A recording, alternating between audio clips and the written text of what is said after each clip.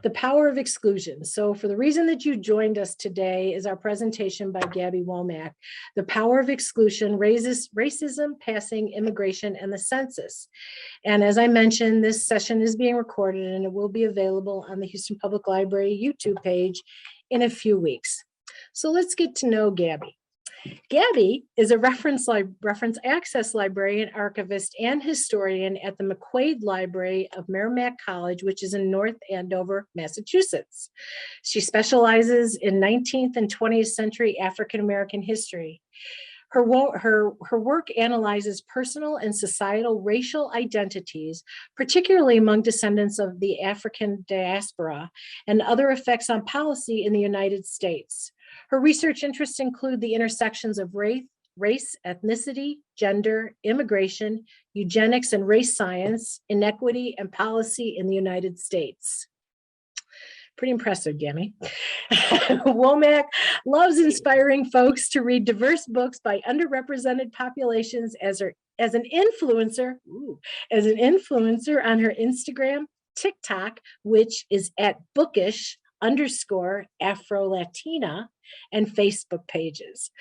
Gabby will answer questions at the end of the presentation, so please use the chat box for any questions that you might have.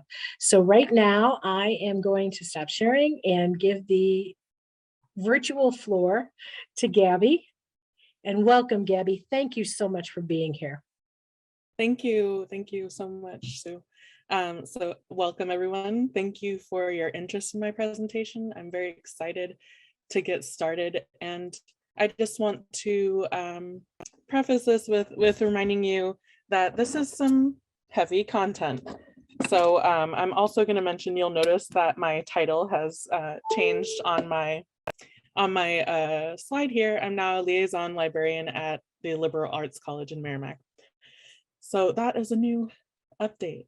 Yay. So let's get started. I'm presenting about the power of exclusion, racism, passing, and immigration, along with the census. So let's talk about where we're going with this. This is a lot of content to cover. So I have a list of what we're going to be doing and what order we are. And it's also on the handout if you want to keep referring to that throughout this presentation.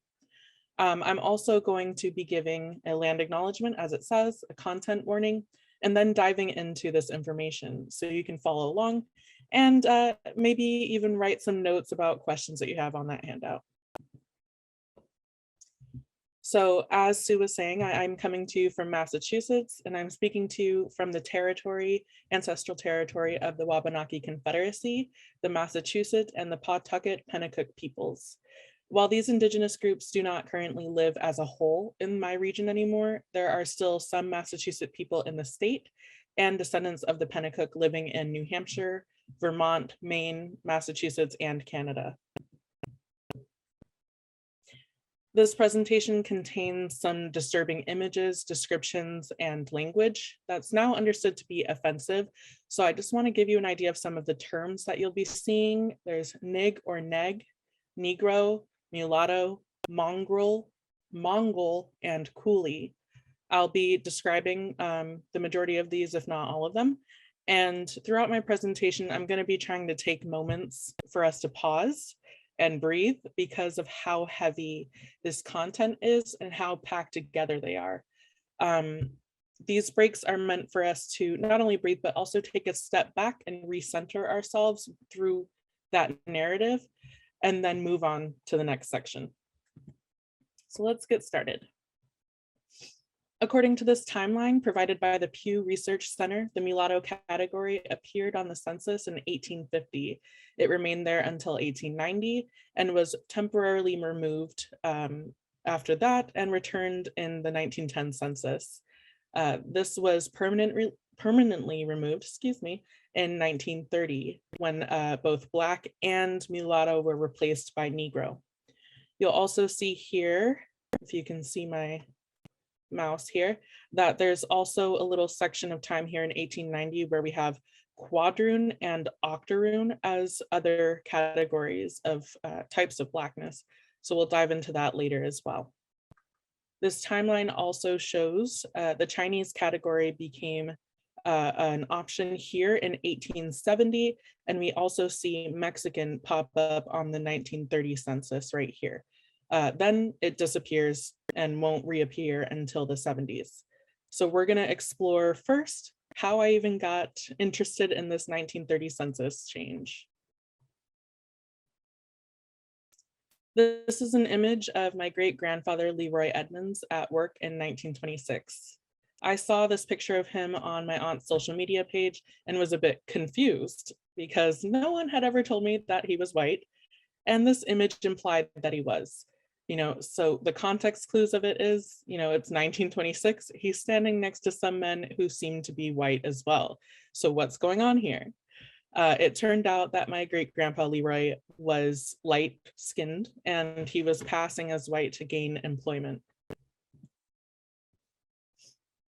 So I searched for Leroy on Ancestry.com as my paternal family told me I could find more information there. So I found him easily, along with this census record, listing him as Leroy Edmonds, the 16-year-old son of Joseph Edmonds in 1920. His whole family was listed as MU for mulatto, which I came to learn stems from the word mule. It's a term that people of Black and white mixed ancestry often were named, and it's actually a derogatory term as it meant that some white folks believed that mixed race people were infertile, similar to mules. So that's where that word comes from. I noticed when searching for his 1930 census record that a number of things had changed. Namely, you see his name is changed. His name went from Leroy to Roy. His last name is captured on Ancestry as Edwards in the system, but it actually looks like Edmonds to me right here. I also see that his age changed. He's supposed to be 26 on the 1930 census, and instead he's listed as 38. And then, of course, his race had changed from MU to Nig or Neg, meaning Negro. So how did I know that this is still the same guy? Well, the name of his wife, the name of his children, and this all matched up with my family's history and documentation. So I was able to make sure that that, in fact, was him. So with this in mind, I was still confused about why his race had suddenly changed to Negro. And I also wondered if this was a common occurrence, if he was the only one. My last question ended up being, okay, did his passing for white have anything to do with this census change at all? So let's look at the 1890 census because I want to break down the other categories that we see here. This is a copy of the Census Instructions. I've copied them on here, and you'll see that Negro or Black was a classification for people with 3/4 or more Black blood, as they called it, meaning African ancestry. Then you have mulatto for people with 3/8 to 5/8, quadroon with 1/4, and octoroon 1/8 or any trace.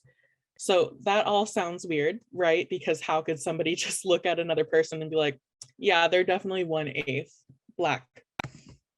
You don't know. So while this timeline shows that my great-grandfather was not a special case, it doesn't explain why the category was created and why it was removed. So for that, we're going to have to look into the history of the mulatto category. According to former Census Director Kenneth Pruitt, the mulatto category was added to the census in 1850 after a Southern physician, Josiah Knott, that's him here, convinced a Kentucky congressman that mulattoes should be counted in the census so that he could prove that they were less fertile and had inferior lifespans compared to the pure races. So Knott was not the first person to say this. He was heavily influenced by the work of Swedish botanist Carl Linnaeus, whose 1735 pamphlet often connected skin color to temperament and character. Although this census maintained the mulatto category because of Knott for about 7 decades, the data did not confirm his theory, and it was also never seriously analyzed. During the Civil War, Census Superintendent Joseph Kennedy wrote a report to the War Department that was meant to help the war planning and execution, as well as give the department an understanding of how the country might recuperate from this war. Kennedy claimed in his report that the future of the nation would not include Negroes, because he believed that the development of the census proved that gradual extinction of Black people was imminent. Kennedy didn't base his assertion on any evidence. In 1890, Georgia Congressman Joseph Wheeler requested the census add Quadroon and Octoroon to study the effects of racial mixing. It's possible that he wanted to test Josiah Nott's theory about infertility, and the statistics produced from the 1890 census didn't end up addressing these mixtures. So now in Virginia, eugenicists John Powell and Walter A. Plecker used race science and their connections to the Anglo-Saxon clubs of America to push the local government to pass the Virginia Racial Integrity Act of 1924. So this act prohibited interracial marriage and essentially determined that one drop of Black blood rendered a person Black. So this is now known as the one drop rule. Jennifer Hochschild and Brenna Powell of Harvard University state that the former superintendent, Robert Porter, was of a mind to remove the mixed race categories on the census as he got his chance in 1900. Congress didn't give the census office any instructions for enumeration that year, so Porter was free to remove all of these indicators of mixture. And the census was established in 1902 and transferred its responsibility from Congress to career professionals in the Bureau. Though they could have continued to ignore the mulatto category, the Bureau reinstated it for the 1910 census, and this was because it was requested by Walter Wilcox, a university statistician. The Bureau was able to remove the category again for the census in 1930 after Congress ceded control over the content of specific questions. The Census Bureau claimed that they removed the mulatto category due to very imperfect results in past censuses. So before I move on to the next slide, I want to point out a few things about this chart that you see here. This is showing the amount of Negro or other colored blood illegal in various states for marriage to whites.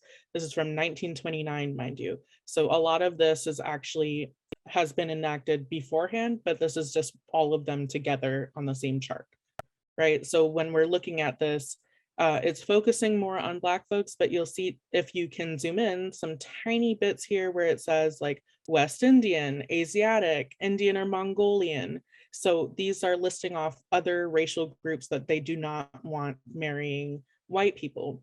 And not only that, they also are showing that they're not allowed to be with people who even have 1/8 of blood from that ancestry, 1/4. So it's all steps of the way. And then you have a section that's just no restrictions. And that's a little bit surprising, but that's going to change in the years to come.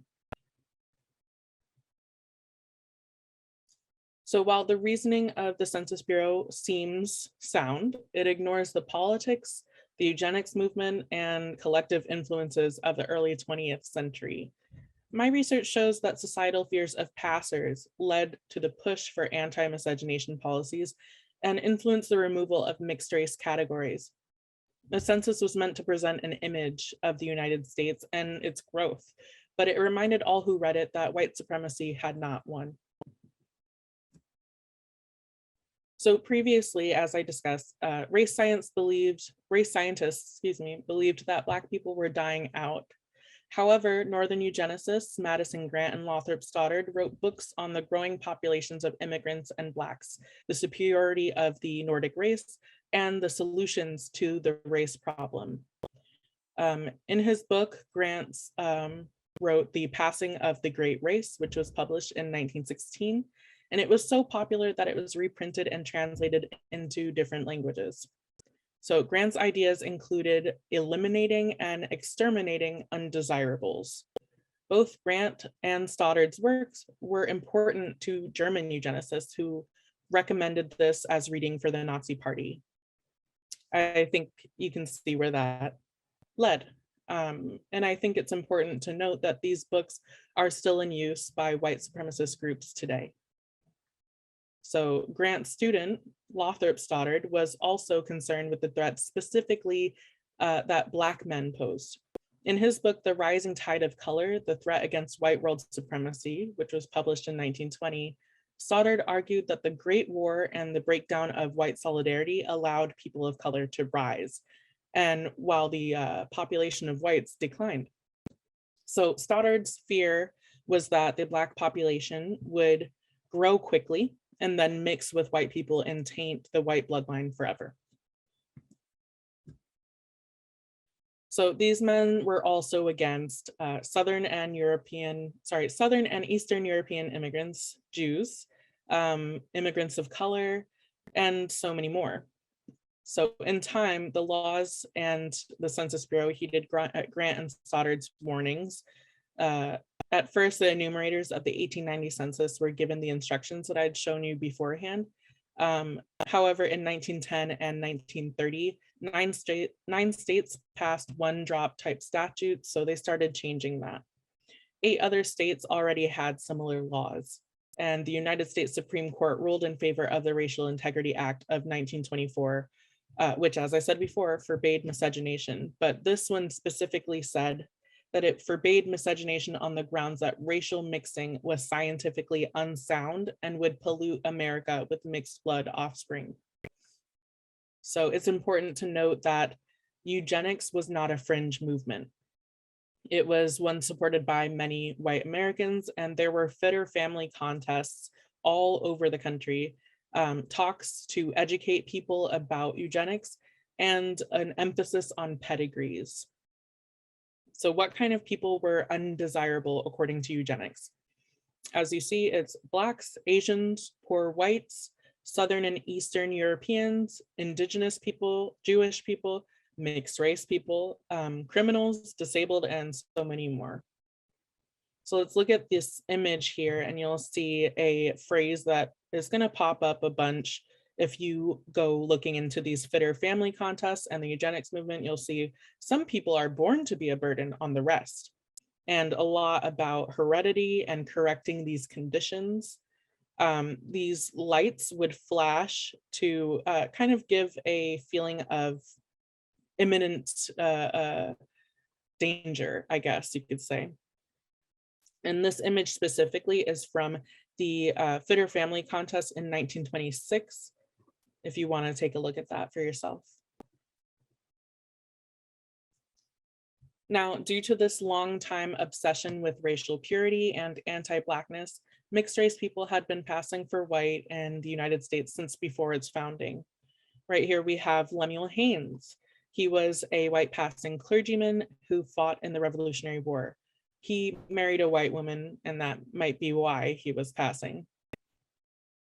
Ellen and William Craft told the world about how she passed as white and her husband acted as her body servant in 1848 to escape slavery. Patrick Healy was the son of an Irish immigrant planter and an enslaved woman. He became a priest and in 1874, president of Georgetown University. Not that any of those folks knew that he was the son of an enslaved woman. Although he and his siblings were legally their father's slaves, their father sent them north before the Civil War to pass as white and get an education. And now, before the turn of the century, Anita Hemmings here became the first Black graduate of Vassar College in 1897, unbeknownst to the majority of the school. So I say majority because in Roxbury, Massachusetts, Hemmings was known to be a mulatto, but no one at Vassar knew until graduation day was approaching, and her roommate, Louise Taylor, decided to have Hemmings investigated. Her father revealed in this investigation that Anita was not white. So the Providence Journal reported a crestfallen Hemmings appealed to the college president with the result that the girl was awarded her diploma.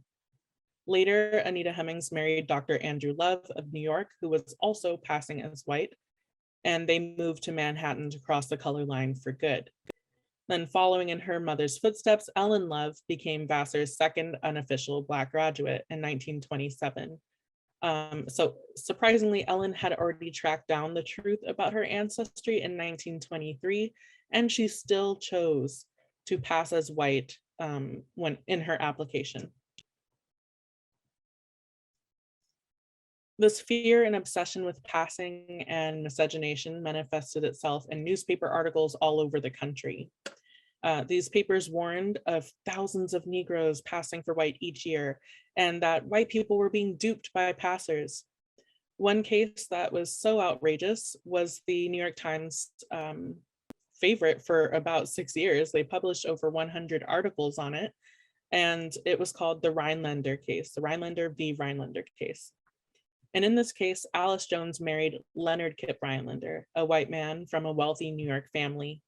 The press found out, and Leonard's parents insisted that he get an annulment based on fraud. So he stated he didn't know Alice was a mulatto. This was revealed to be a lie. Perhaps the most shocking part of the trial was when Alice was forced to strip naked to the waist so that the jury could determine whether her true race was discernible. She won this case, but her marriage was ruined, and Leonard filed for divorce in 1929. So this trial itself it inspired a senator from South Carolina, and he planned a bill to create a national ban on interracial marriages. So as you've seen, there are a lot of different people who were pushing for the same type of legislation.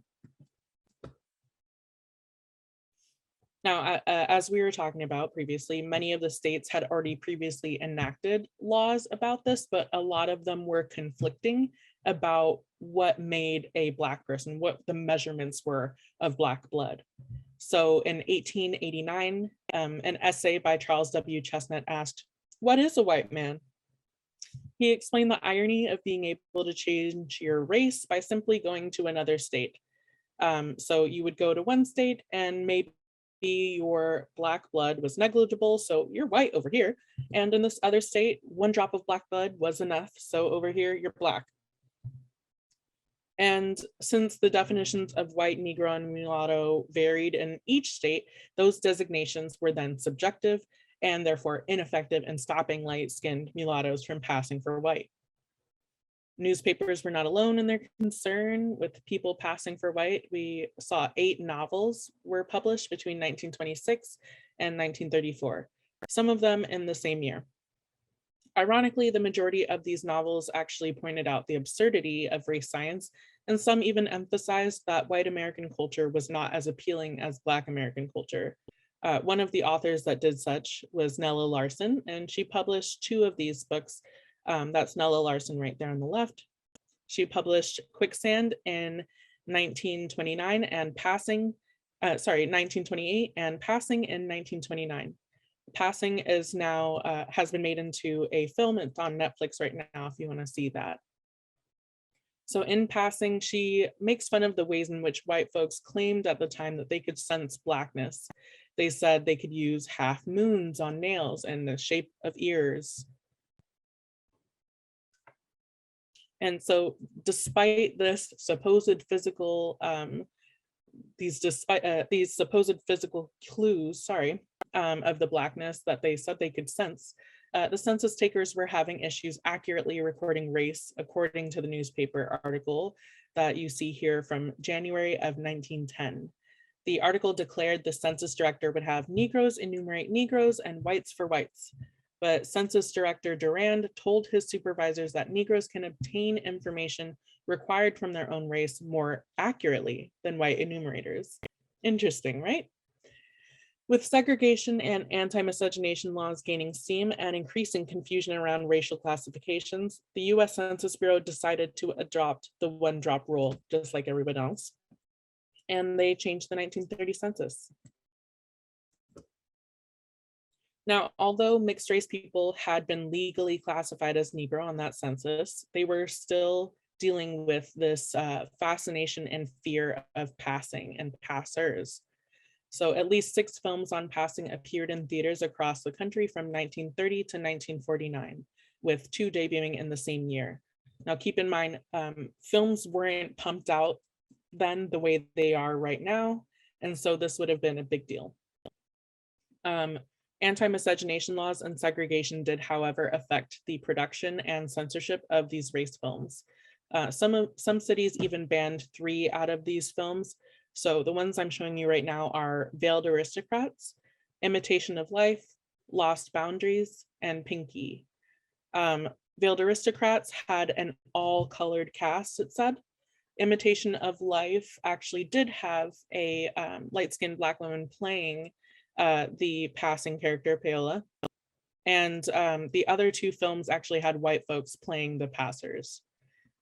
Something that all of these films had in common is that they all emphasized racial passing as being a bad thing. So if you watch any of these, you'll see that they imply that passing could break a mother's heart, deny one's true love, traumatize a family, or even be an act of selfishness against one's own race. So through these films, one can view the changing tide of race relations in the US. Now let's pause right now, take a breath, and keep in mind that the events I'm describing here did not occur within a vacuum. Immigration was also a hot button issue alongside with the Negro problem, as it was called. So now we're going to switch into talking about Chinese immigrants. Chinese immigrants during the first half of the 19th century usually left China as coolies or free and indebted immigrants. Coolies were unskilled laborers who were transported to Latin America and the Caribbean to replace the work left after the African slave trade came to a close. So if that gives you an idea of what kind of work they would be doing. Many of them had been tricked or forced into this labor by the British, and sometimes against their own will. Some of these people were Chinese, but others were from India. The other group of Chinese immigrants went to California and Australia, and they were drawn by news of opportunity. So in California, that was for gold. Chinese workers were often faced with discrimination, and this included the foreign miners tax of 1852. The manufacturers in San Francisco also set them at odds with their white counterparts by hiring Chinese laborers at lower wages. So as you might have guessed, this meant that the white laborers blamed those Chinese for stealing their jobs. This is a propaganda piece about the Chinese invasion, as you can see. So not only were these Chinese immigrants different, they were competition. Anti-Chinese propaganda often connected the laborers in California to the coolies who were basically enslaved. And this made it easier for white folks to compare Chinese and Black people. The same characteristics painted their arguments as it did with the Black folks. So they said that the Chinese were racially inferior, lustful, childlike, and could not assimilate. And then, of course, the scientists claimed that the immigrants were linked to diseases. This is a common occurrence. And then American newspapers, politicians, scientists, and the general public kind of fed off of one another's xenophobia. They were producing cartoons, as you've seen, articles, laws, and such against the Chinese. In this image that I'm showing you here, it's a drawing from the Yankee Notion satirical magazine, and it depicts an interracial family made up of a Chinese man, his Irish wife, and their mixed race kids. The wife is speaking to her children as her husband sells his wares in the background. And you can see the racist stereotypes in the illustration, but the text adds way more to it. They call her Mrs. Chang Fi Chow Chai, first off, and they say that she is ordering her children to get more food. She specifically says this in a kind of mixed up language that is supposed to be between Gaelic and what they thought was Chinese and a bit of English. And so she's saying to them in this language, not only to get more food for their father to sell, but specifically dog pie. So as we've already established, most white Americans were firmly against interracial marriages and relationships, whether it be with Black folks or with other people of color. So unsurprisingly, anti-Chinese propaganda included drawing on fears of Chinese men stealing white women.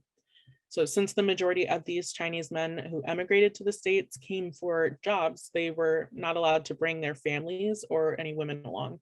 So that made this fear more probable for those people. Anti-miscegenation laws included them, as I showed, but eventually this paranoia around race mixing would lead to the Expatriation Act of 1907. So this decreed that any American woman who married a foreign citizen would lose her American citizenship. The Expatriation Act was hardly the first or the last piece of legislation aimed at Chinese immigrants. They were restricted every step of the way. It started with the Naturalization Act of 1870, which limited American citizenship to white persons or persons of African descent. So this barred Asians from US citizenship, as well as Native Americans, etc. Now moving on to the Chinese Exclusion Act of 1882, this barred Chinese immigrant laborers from entering the US and continuously revised, people continuously revised this act actually until it was repealed in 1943. Then we have the Immigration Act of 1917, which is also known as the Asiatic Barred Zone Act. And this is one that restricted immigration using literacy tests. So you might have heard about literacy tests being used for voting, but it was also used for immigration. And the last one we'll talk about here is the Johnson-Reed Immigration Act of 1924. That one was mostly focused on European immigrants because it limited the number of immigrants allowed entry into the US through national origins quotas. So they're focusing on the people who would have been allowed into the country beforehand would continue to do so. So an example would be English people would continue to come at the same rate as before. So they had specific quotas of how many people were allowed based on that. But the thing is, this also excluded entry to any alien who by virtue of race or nationality was ineligible for citizenship. And as we've established with the Naturalization Act, Chinese folks were not eligible for citizenship. So this means because of this, that they are also excluded entry in general.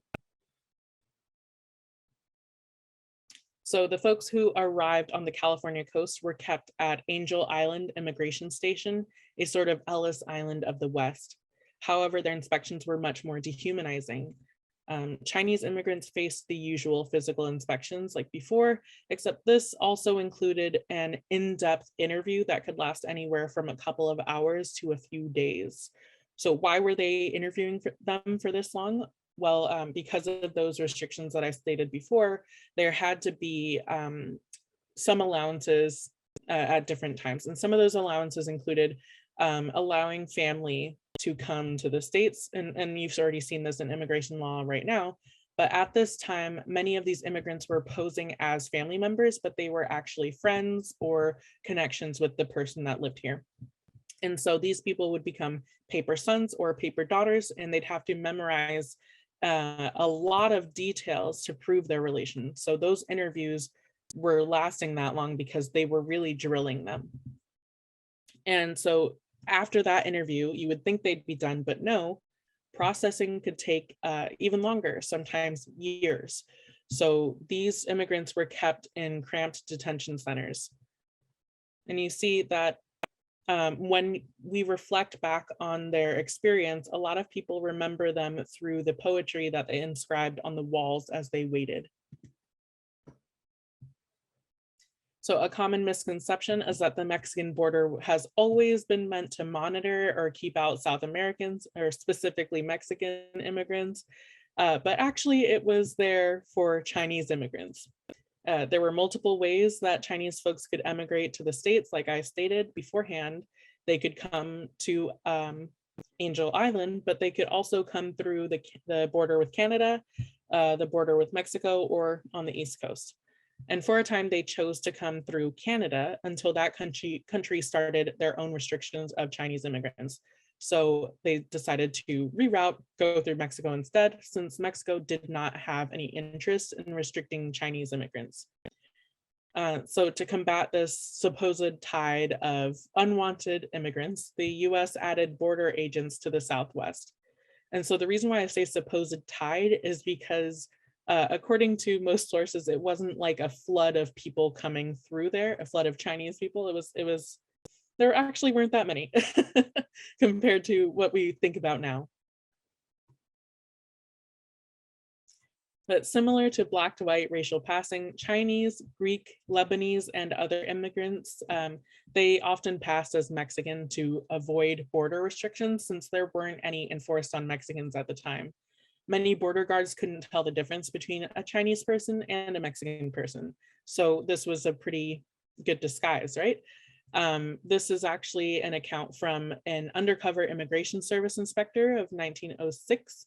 And in his report, he says, the Chinese cut off their queues, exchanged their blue jeans and felt slippers for Mexican apparel, and begin training in the Mexican language, at least to the extent of being able to say, yo soy Mexicano. Chinese immigrants settled on both sides of the border, and some of them even formed a sort of underground railroad to help their families enter the country. White American smugglers also assisted on their entry. Now, prior to Chinese exclusion, the Mexican border was not heavily guarded. Mexican people and many others had been passing daily without any issue to go to work or to connect with others. So you see, these people had been living in the Southwest for generations, and their land had only been ceded to the United States in 1848. And this was because of the Mexican-American War. It ended with the Treaty of Guadalupe Hidalgo in 1848, and so that meant that Mexico ceded 55% of its territory, including parts of present-day Arizona, California, New Mexico, Texas, Colorado, Nevada, and Utah to the United States. According to this map from the National Archives, according to the National Archives, excuse me, this map was accompanied with President James K. Polk. He was bringing this to Congress in December of 1848.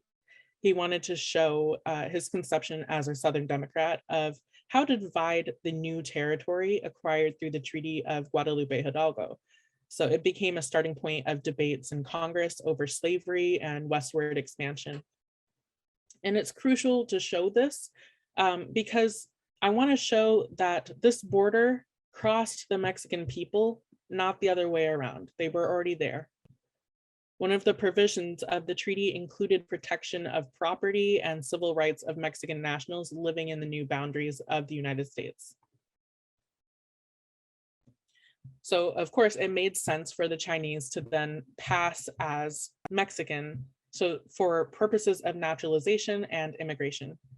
Mexicans were actually deemed white at the time, and Mexican migrants were welcomed for work, farm labor specifically in California and Texas, since those states believed that migrants wouldn't settle permanently. But white American men also married the daughters of rancheros to gain access to their family's land, but that's when they weren't already consolidating their land through violence. Now, these groups were about to clash. You had the Mexican laborers who were fleeing Mexico after their revolution from 1910 to 1920, and then they were coming into contact with Americans who were white businessmen and farmers coming in from the Midwest and the North. And so the region began seeing Mexicans as a problem, and they tried to legislate immigration quotas. So what's a way that they could do that? They thought on grounds of racial ineligibility, but the Labor Department stated that there was no basis for this policy, and the US had treaties with Mexico, as I previously stated. And of course, there were other financial reasons.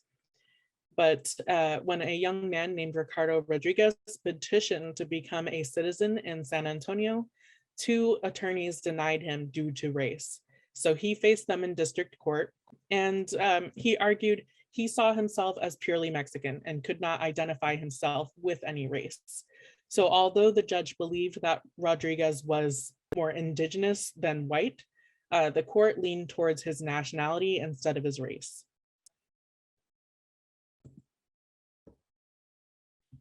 After 1924, nativists characterized Mexicans as similar to the Chinese, so unlikely to ever assimilate, racially inferior to whites, etc.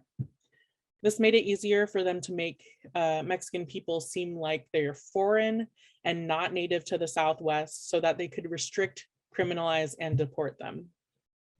Consular officials used the ban on contract labor, the literacy test I mentioned, and the provision excluding persons likely to become a public charge to refuse visas, thus restricting Mexican immigration. By 1930, the Census Bureau began enumerating Mexicans as a separate race, and the definition that they gave was as follows. Persons who were born in Mexico and are not definitely white, Negro, Indian, Chinese, or Japanese. In the 1930s, Mexican women also faced the same forced sterilization that other people of color did due to the popularity of the eugenics movement that I described. This is a sterilization order that you see on the screen, and it's for a 16-year-old Mexican girl who was a single mother. Oh, excuse me, let me go back so I can read that. So she was a single mother, and these people had deemed her a sex delinquent and stated that she was mentally deficient and had truant and disciplinary problems. This was their reasoning for sterilizing her. So now let's take a step back and breathe again, because that was a lot.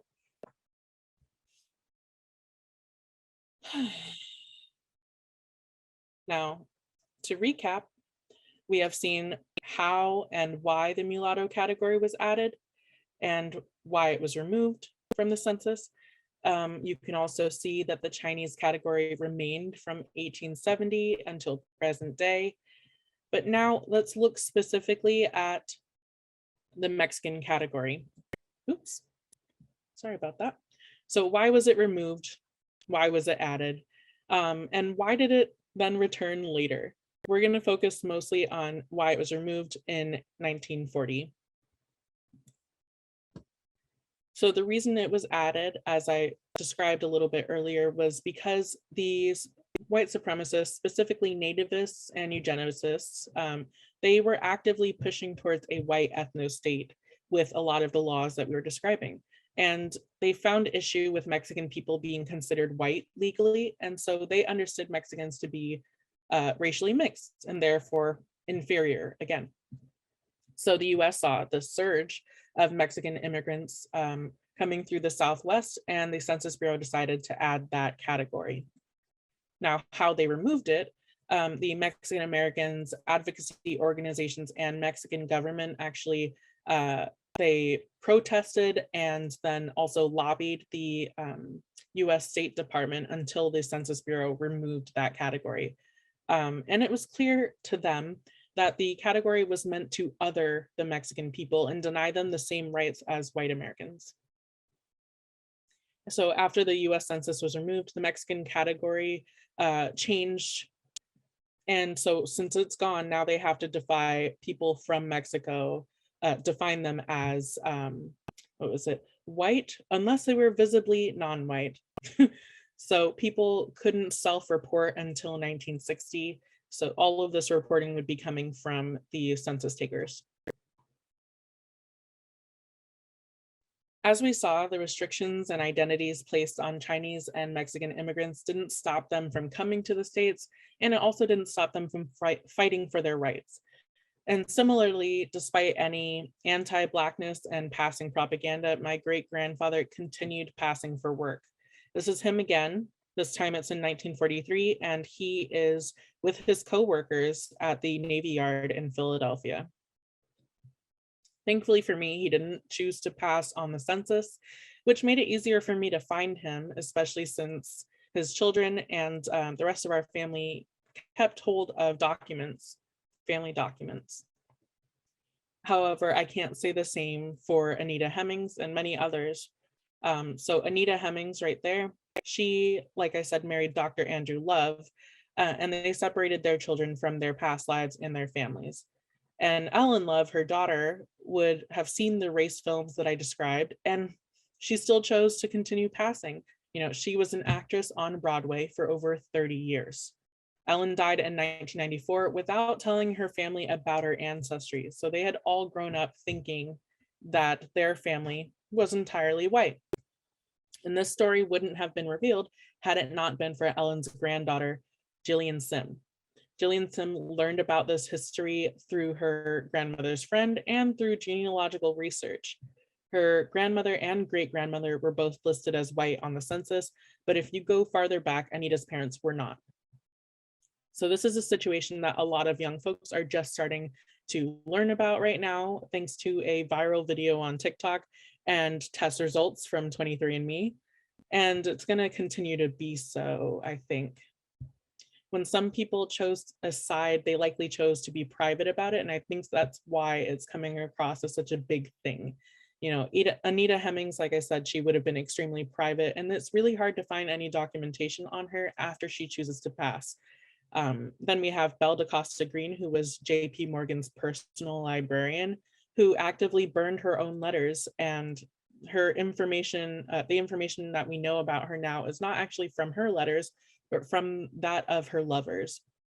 So it's going to be hard to find them. These people were burning letters, like I said, moving to a new city or state, moving to white neighborhoods, and they had a very Victorian sensibility. So the 1930 census change removed the mulatto category, thus erasing complicated identities and histories of mixed race people. The descendants of those who chose to pass permanently and those who didn't lost part of their connections with their ancestors and their own place in history. These consequences demonstrate the power of fear and its influence on choosing who counts. Now, despite the fact that the census is meant to be impartial and has always stated that they are, it has often been impacted by the policies, public opinion, and ultimately white supremacy in the United States. And what does that mean for your genealogical research? Well, identities are going to shift. You might see, like I said, the basic stuff with name changes and such, but you might also see their race change. Maybe they move to a new neighborhood, and you might also just lose the paper trail. It's going to be difficult to find them if they don't want to be found. So you might have to look for those oral histories, which will also be hard. And why is that? Because not a lot of people want to talk about their identities if those identities were tied to a dangerous time. So it's possible that you'll notice that there are some family members missing on your family tree at one point or another. And it might be that they chose to pass for the rest of their lives for one reason or another. So then how do these changes impact local history, your research, and how do you face this kind of silence? I refer to this as archival silence, which is the unintentional or purposeful absence of or distortion of documentation of enduring value. This results in gaps and inabilities to represent the past accurately. A lot of times you will be looking for certain people in an archive, and it might just be that they don't have any papers by those folks for many different reasons, aside from it being destroyed. The information that you can search for, regardless of that, would be hometowns and schools of the people you're looking for, churches, jobs. Maybe there's a story about a missing family member. Maybe one of your family members will be okay with letting you know that somebody had chosen to cross the color line. Sometimes they just don't want to be found, and that's going to happen. It's likely that the person that you were researching, like I said, had those Victorian sensibilities. And it's also possible that this has been something they've been doing for generations beforehand. So, for example, the descendants of Sally Hemmings, some of them passed generation after generation.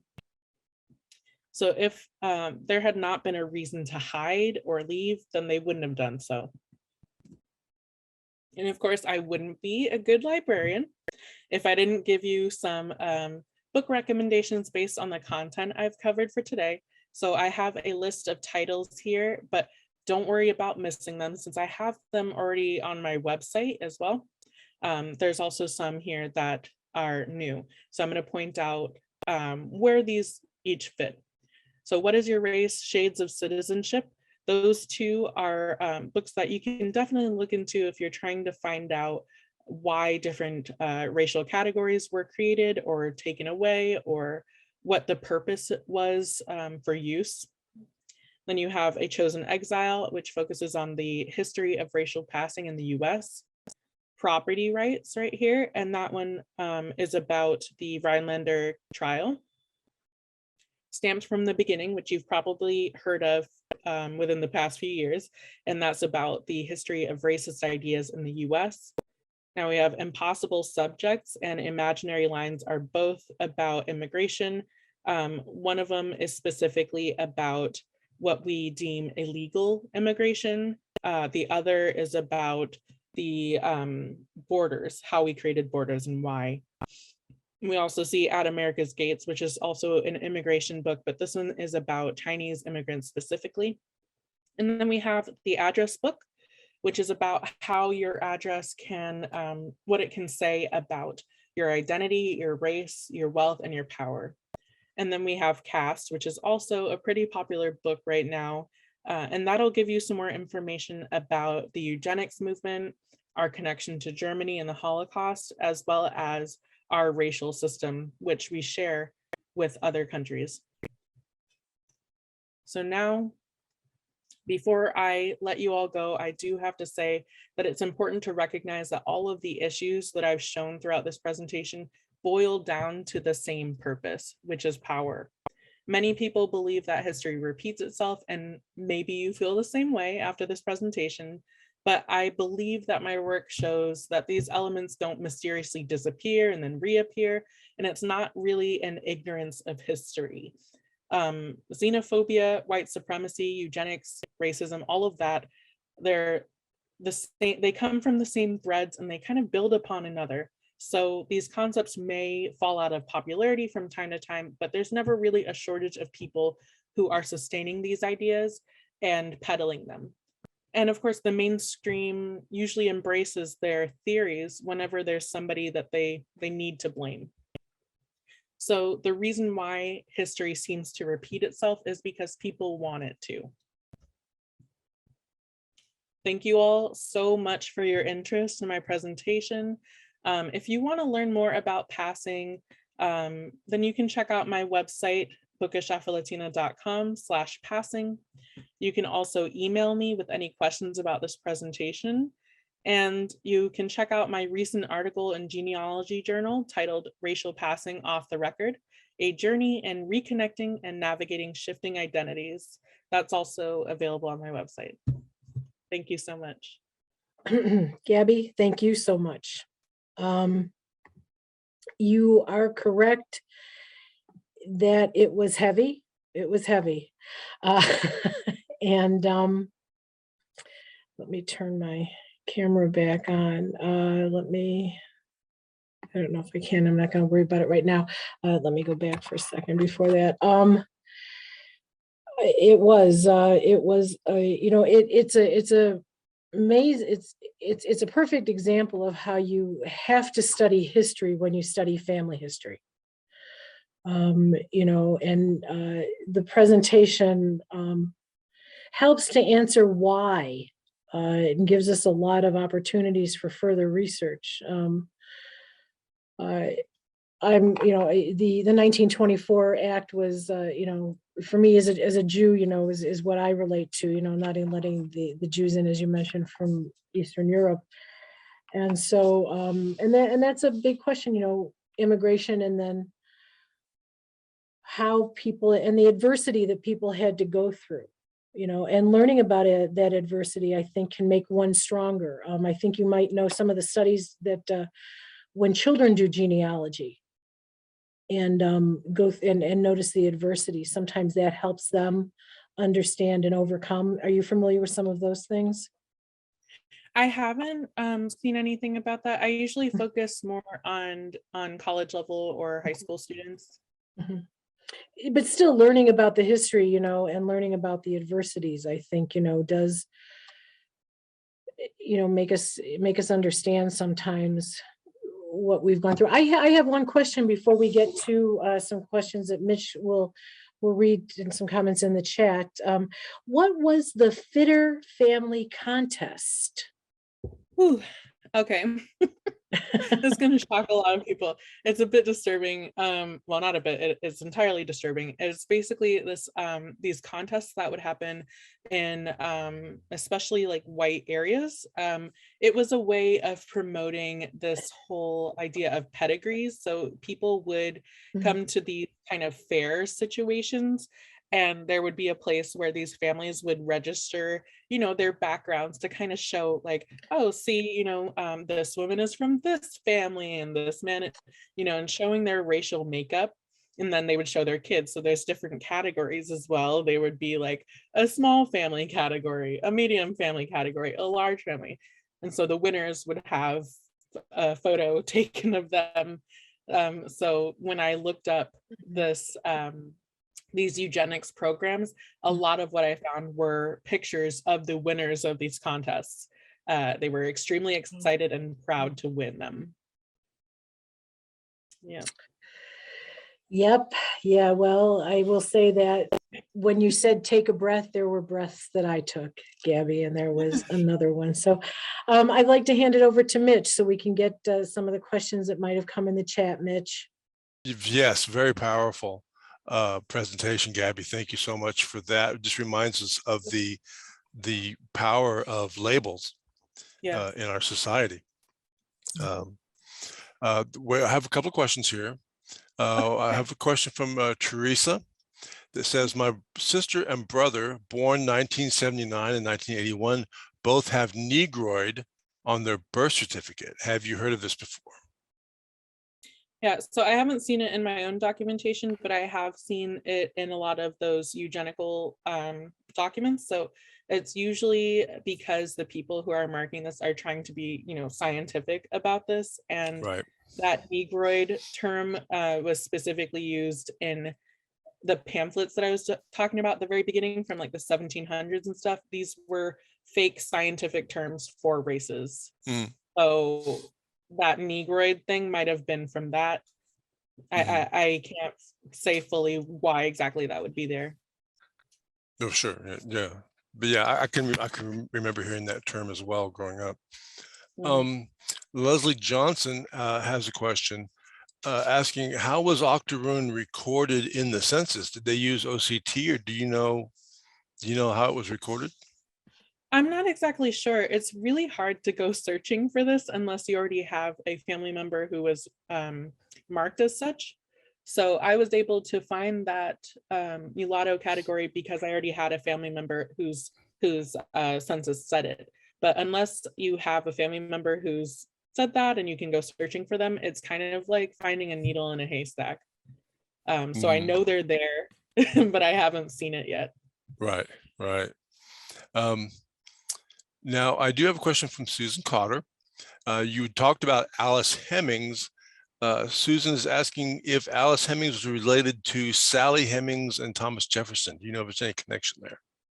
Right. So yes. So in a way, she was, from what I've seen and discussed with her descendant, Jillian Sims, or Sim, she says, and according to their website at Monticello, this woman was likely related through Peter Hemmings.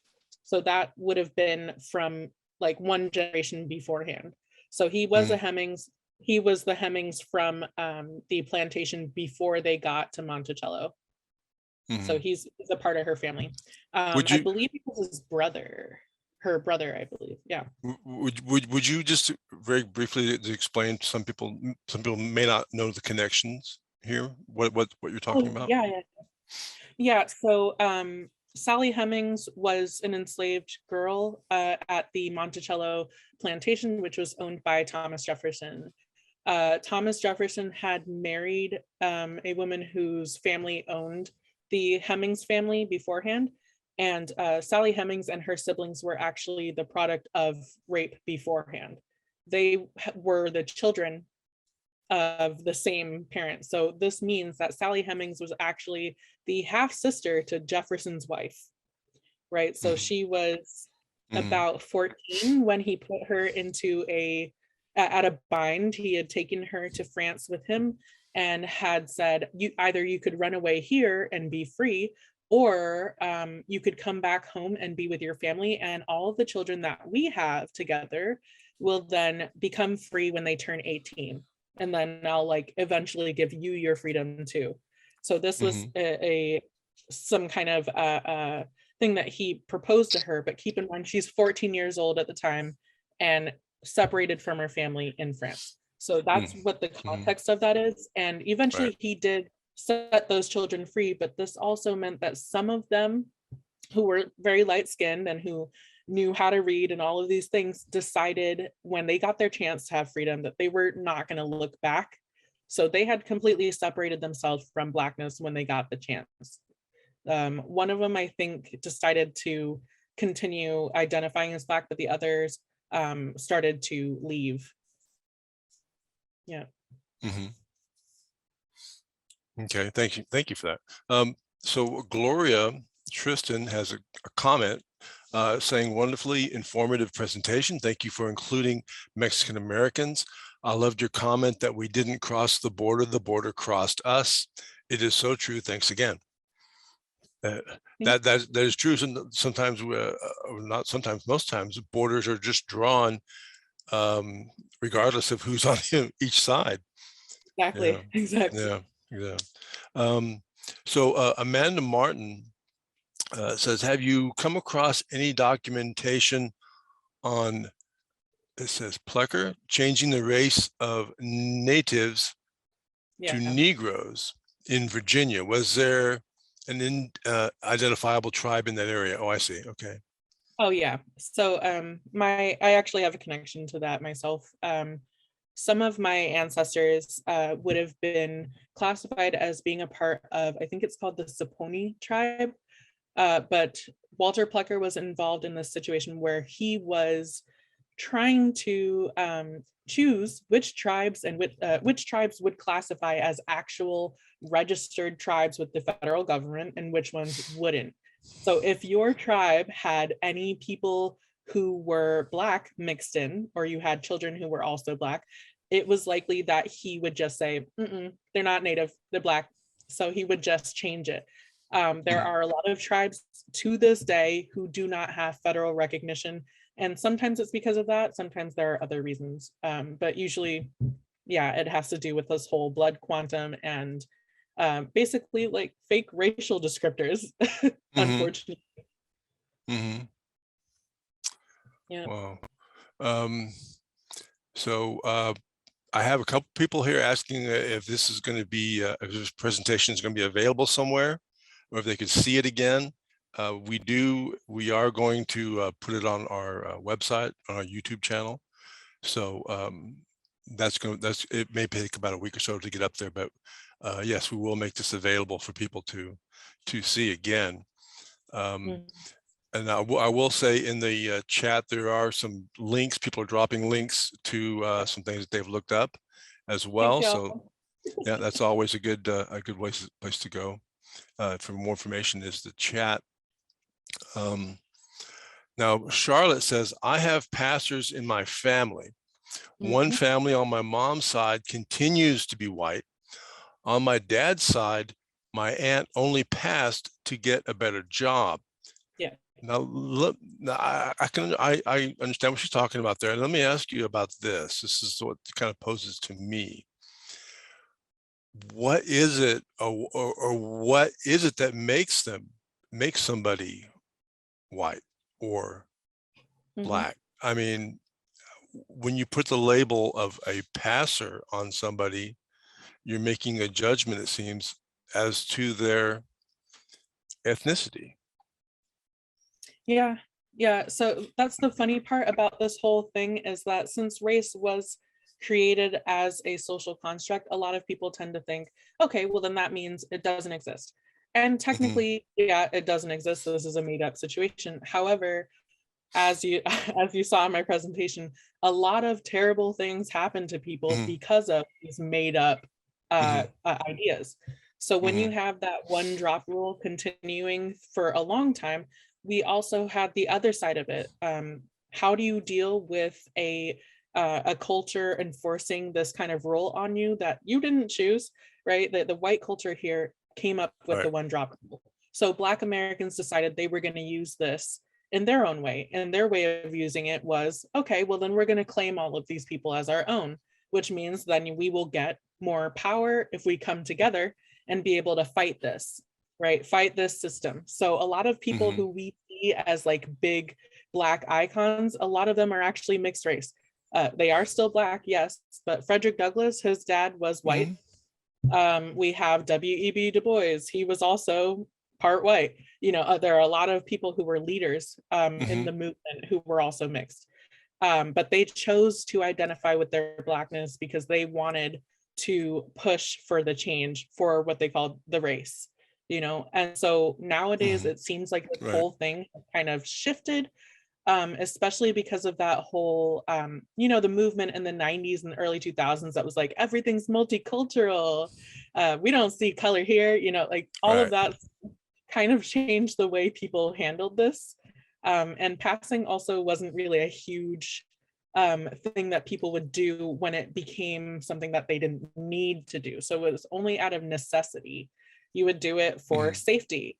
You would do it for a job, or maybe you really wanted to send a child to a school that wasn't like, I don't know, extremely poor, you know, so people would do it because of that. And yes, it was a huge privilege that they could do it, but it also meant that they could be hurt at any point in time if anybody should find out.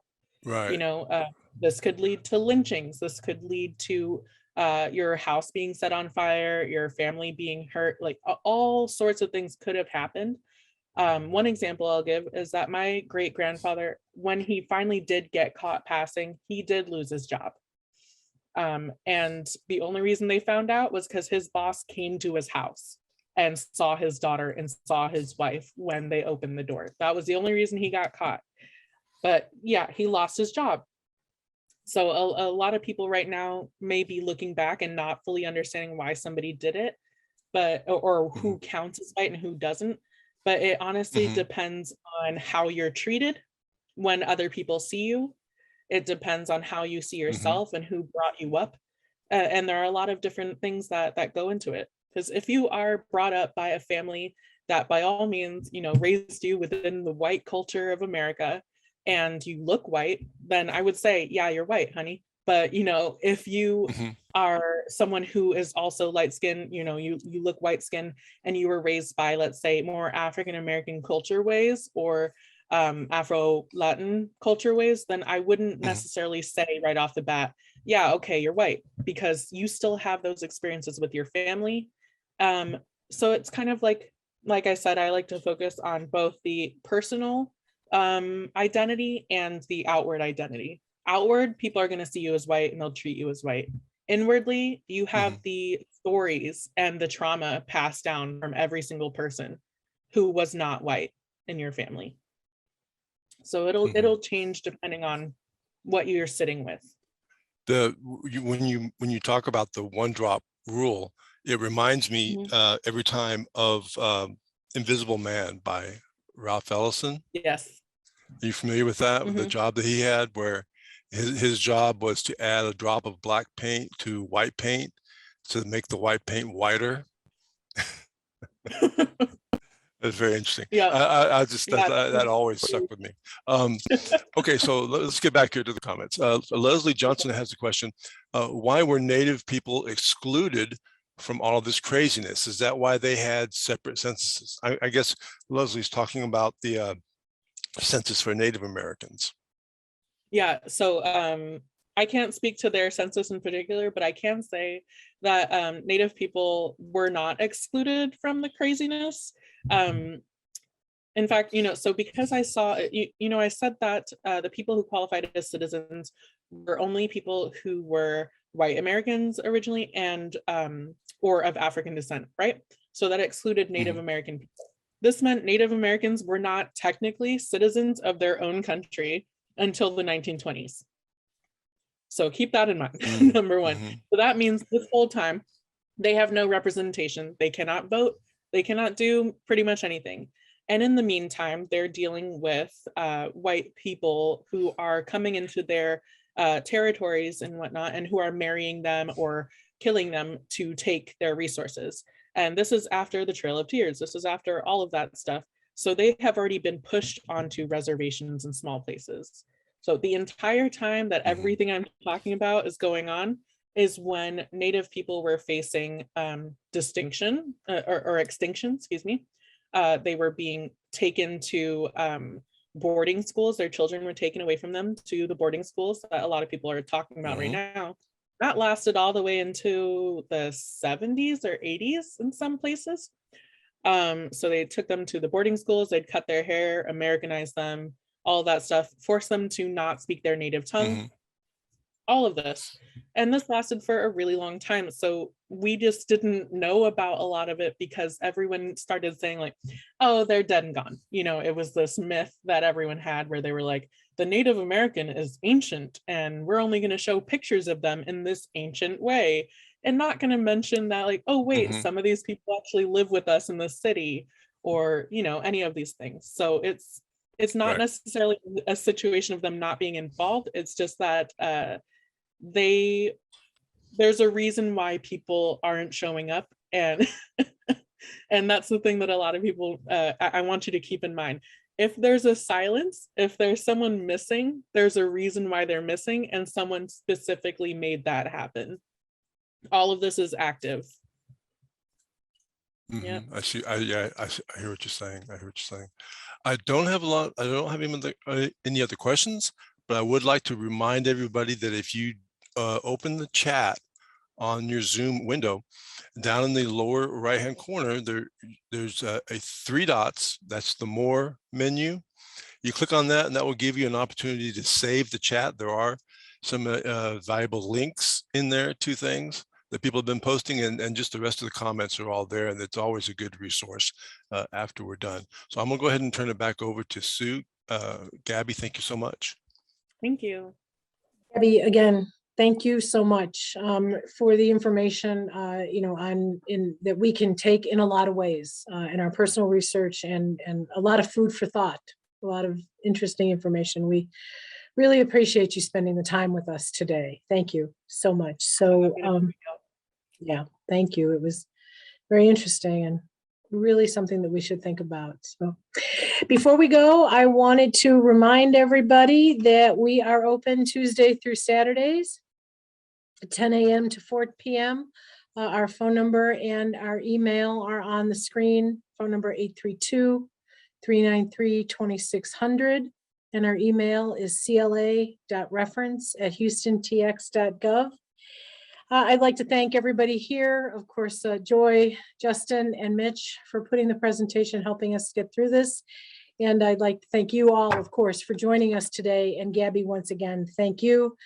So your ancestors are waiting for you here at the library. We'd love to see you. Everybody take care. And remember, cite your sources. Thank you all again. Gabby, take care. Thank you.